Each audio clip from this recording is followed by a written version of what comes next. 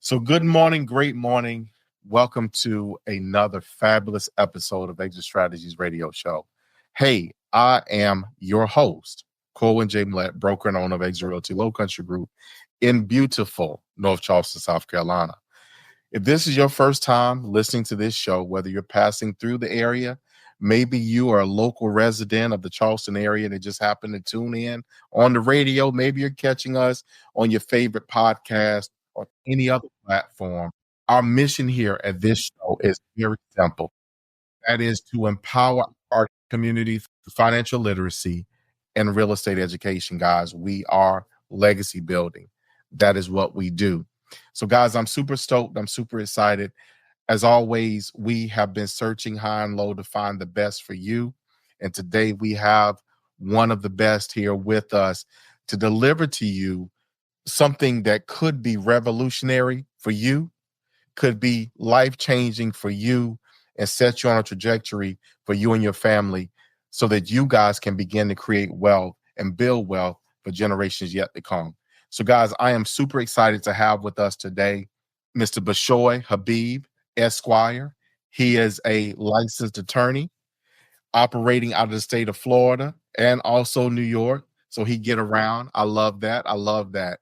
Now, he is the co-founder and managing partner at Levacy Legal.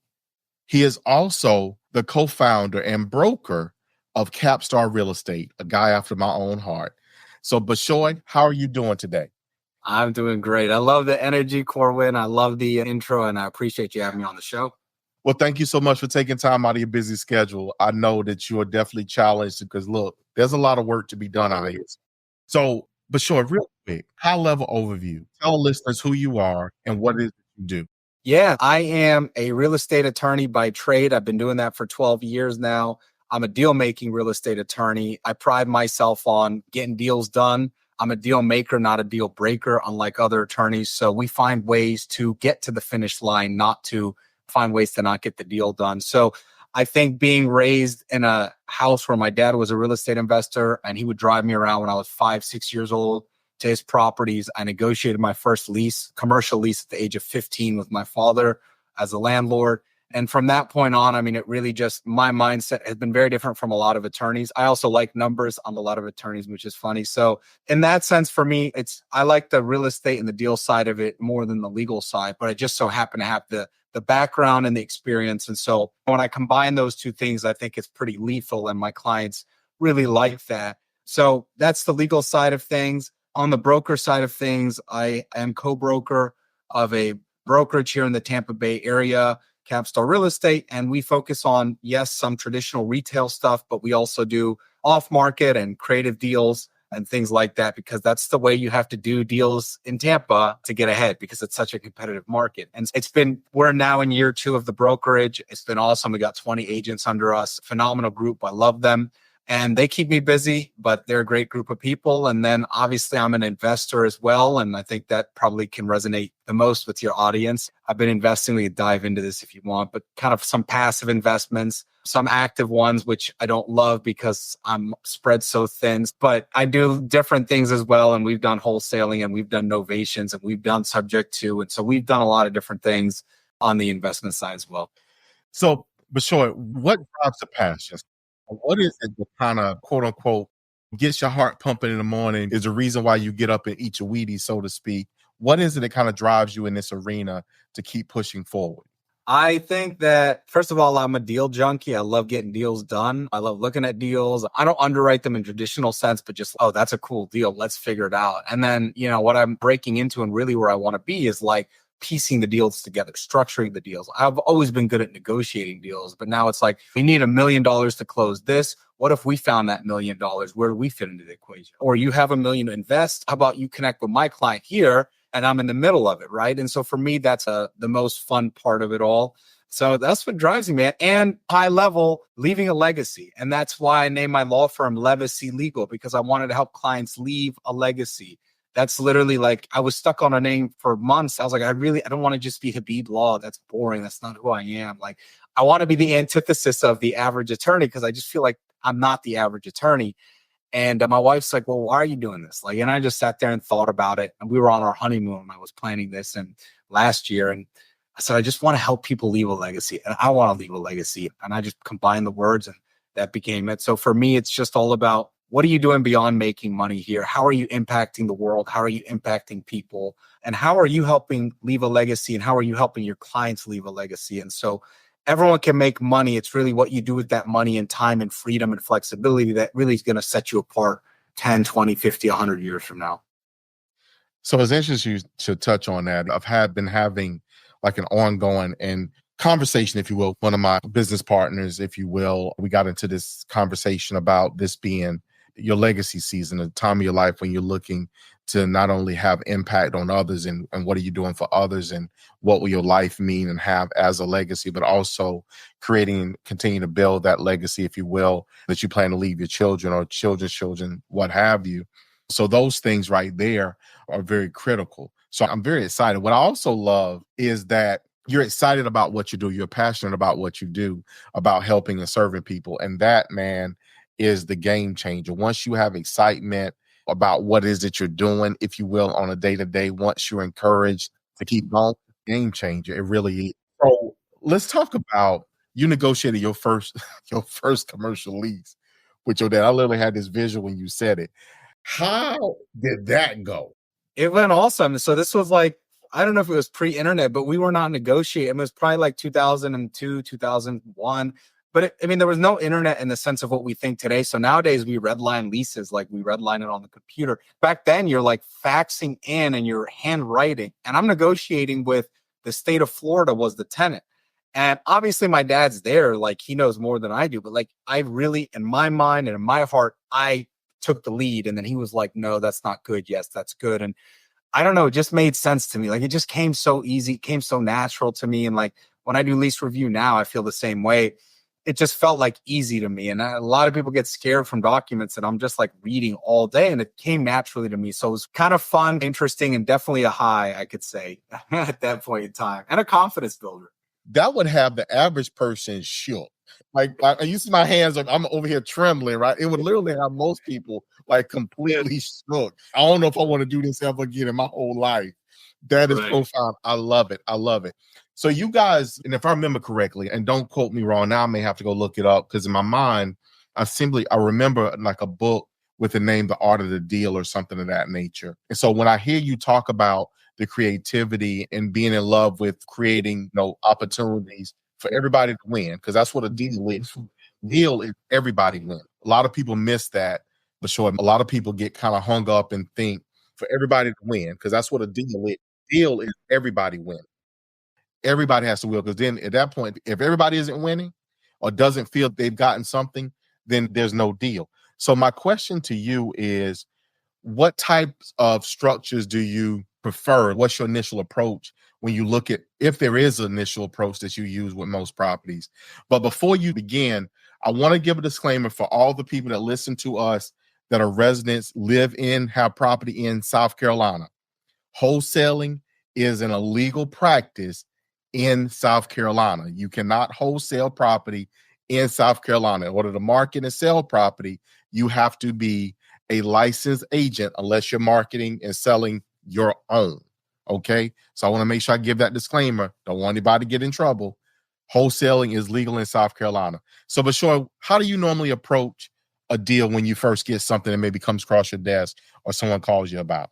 I get involved because I represent one client or another. Typically, if I'm in my attorney role, right, let's say that, not structuring a deal, but if they call attorney Bishoy and they're like, hey, we got this deal, or we're lending this money, or we're selling this property, it's pretty clear to me what to do because I now represent one party. I have a fiduciary duty to that party.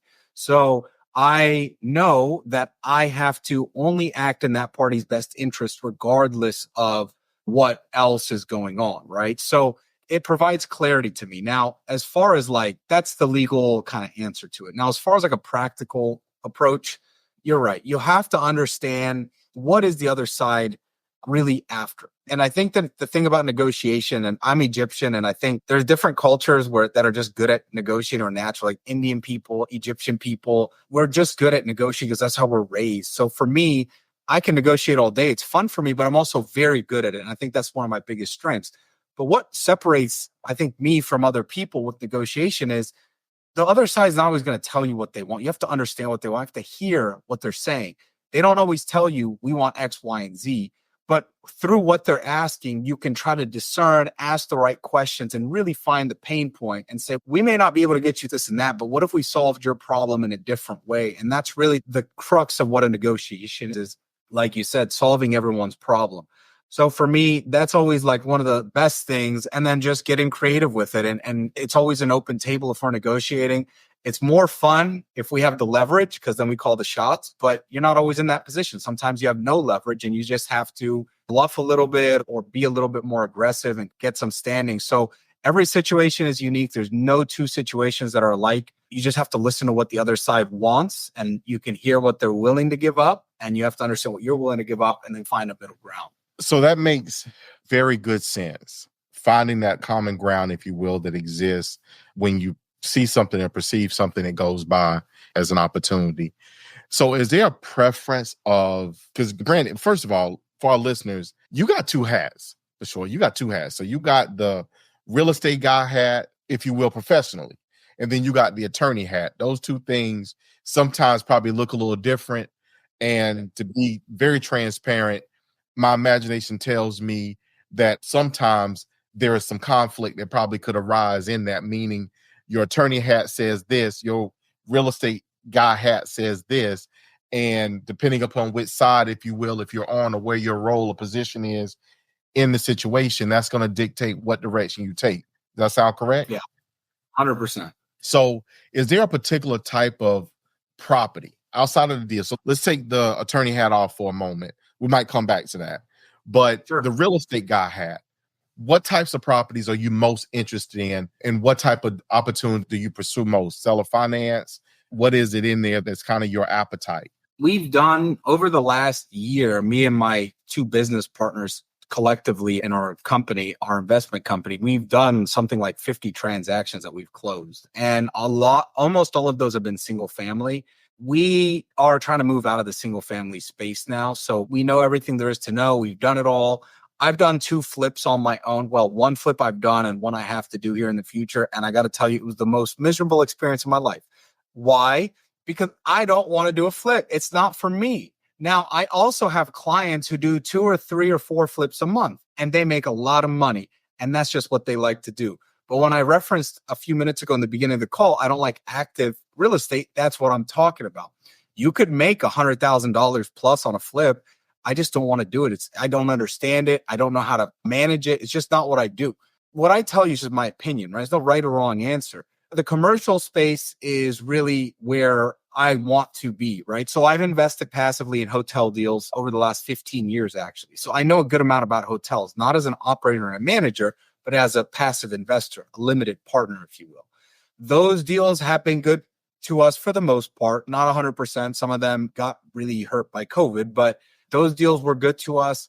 Ultimately, for me, I mean, I want to get more into the commercial space, whether that's self-storage, which is very little management. That's something that I'm actively looking at right now. We were looking at gas stations, which is a little bit different. So, but these are things we're looking at. These are not things we're actively in right now. So again, I have passive investments in a land entitlement company for those who are familiar with that.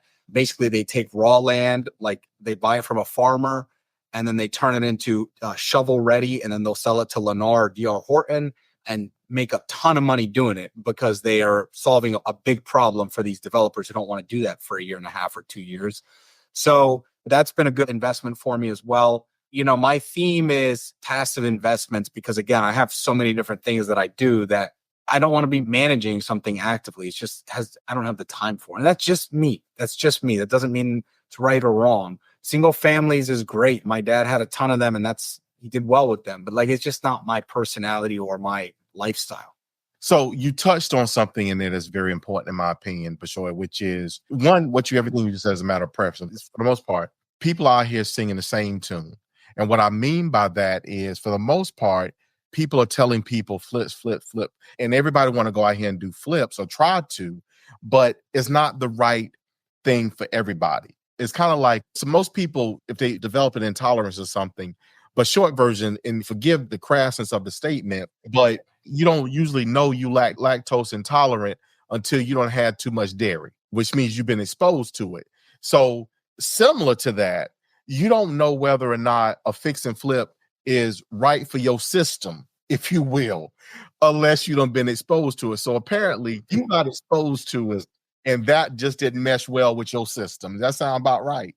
That's 100% right. I never again. I was supposed to make close to 100,000 on the flip, and I broke even barely. Might have lost a little money. A lot of other issues that it wasn't like my fault completely, but that's the point. That's exactly the point. I didn't do anything wrong per se. I just relied on people that didn't come through, and then cost time and money. And just again, it's not what I do. But here's another analogy. I mean, you got guys who make $100 million trading stocks, or $10 million, or $1 million. I don't know how to trade stocks. I could buy and hold in companies that I believe in or understand. You got guys who are making $20 million in crypto. I don't know my head from my you-know-what in crypto. I don't. I have a little bit of crypto, but I don't know how to make that. That's just not for me. So it's just not. And I know kids that are 20 years old that have made millions in crypto. I personally know them and their clients and friends. That's just not me. I don't get it. I got day traders, option traders. Everybody's got their own groove. And it's just the way your brain works or what you're good at. So I think to your point, it's not really a right or wrong. You just have to get comfortable with it. Learn from somebody who's doing it and see if it's something that you want to do and feel good about doing. The end of the day, Bishoy, you got to be able to quote unquote sleep at night. So you have and I'll frame this as like an underlying, if you will, theme. And where I'm going with that for our listeners is, oftentimes they hear people on our show. I mean, and we're going to talk about money. We're in that financial arena talking about real estate, about financial literacy. So obviously we're going to talk about money, and we're going to talk about how to manage it, but we're also going to talk about how to build, create, and otherwise generate wealth. So that's what we're discussing. But oftentimes people think that people in this space that are doing things such as what you're doing in this space are only doing it for the money. You have like an underlying reason you give back to your community through the money that you make. Am I right about that? Am I incorrect? No, you're correct. And a lot of it is pro bono work that I do for people in the community. And that's all under the radar, but there's a lot of different ways to give back. Absolutely. So what I love is how you just sidestep, and I get it. That's your underlying reason why you do what you do and the benefit of being successful, that you're able to do that. So I won't pull any more out, but I do want our listeners to know that people that are successful embed, implant, encourage, inspire. They do a lot of ends with other people. That's all new. I've never said that before in my life. I need to figure out a coin that or something. But all those people have ends with other people. Again, encourage them, inspiring them.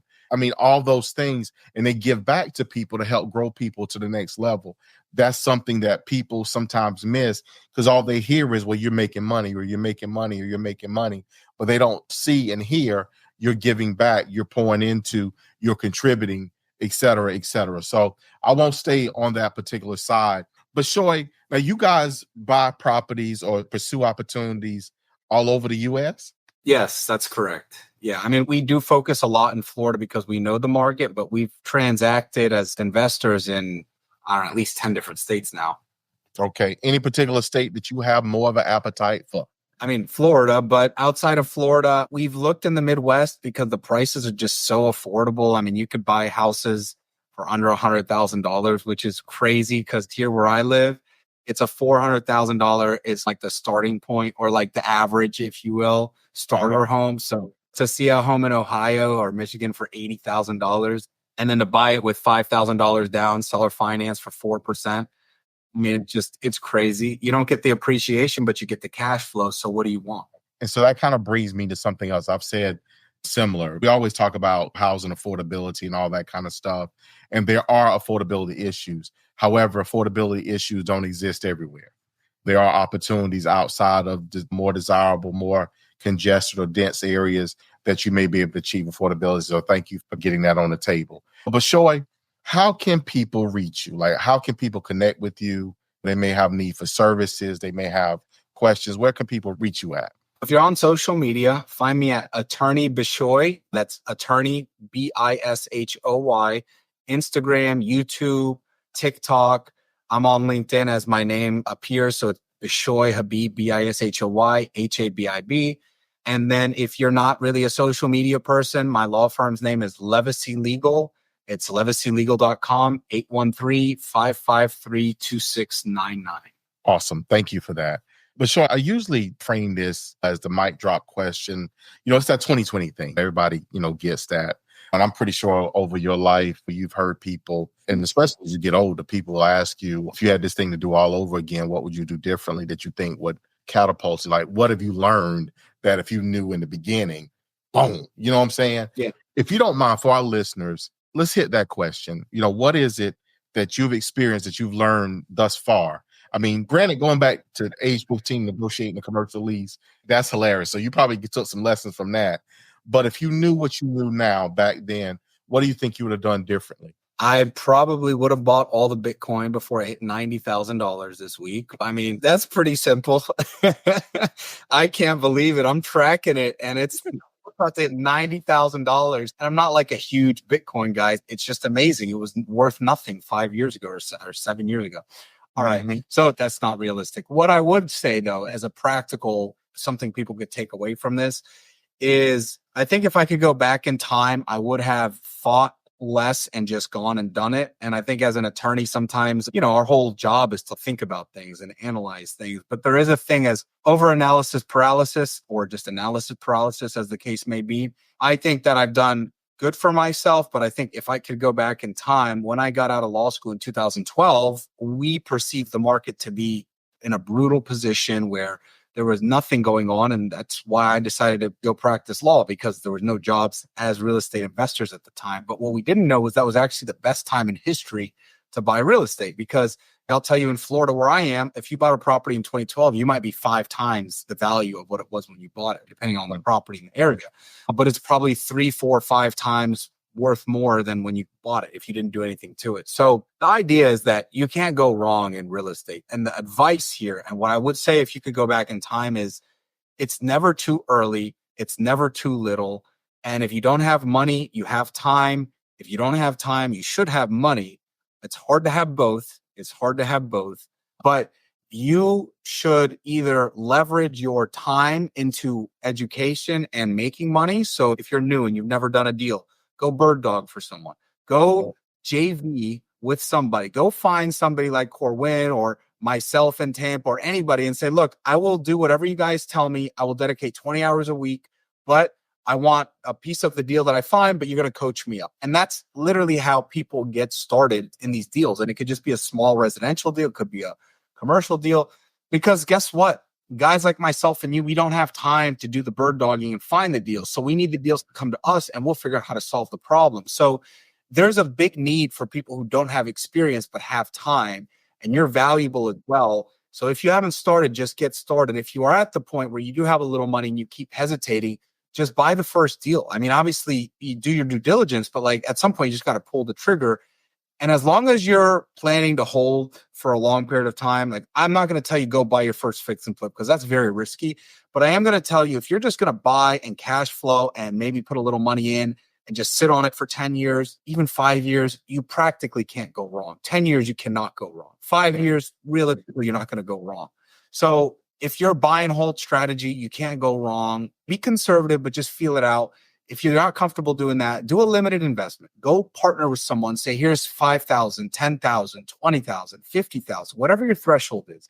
Say, I'm going to give you this money. Just show me what you do. Teach me along the way, right? And that's that. And maybe you don't have the time, but you have the $10,000 to put into a deal. Just go do something, right? Because the worst thing you can do is overthink and then do nothing. And we've all been there.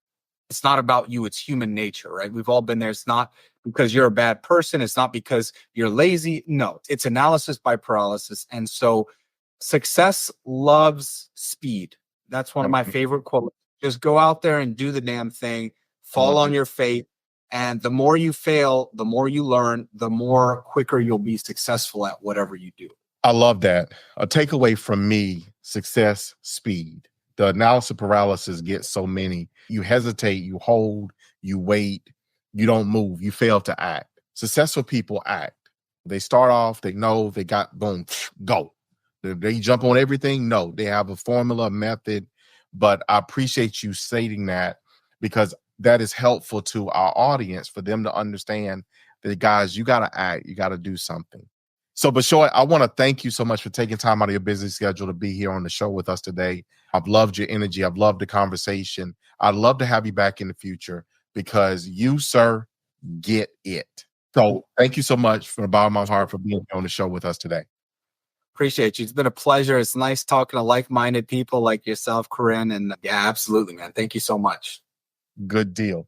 So for our listeners, guys, look, y'all got some great inspiration, motivation. Look here, y'all just got that shot in the arm. Look here, y'all just got punched in the face.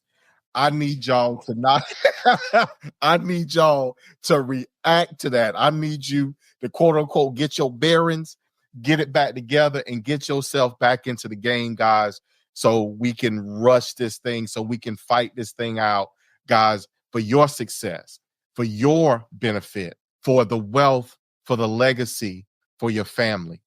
Guys, y'all know how I feel. Y'all know what I say. Y'all know I always put the two of those things together, and I give it to you this way, which is to tell you that I love you, I love you, I love you, and we're going to see you guys out there in those streets.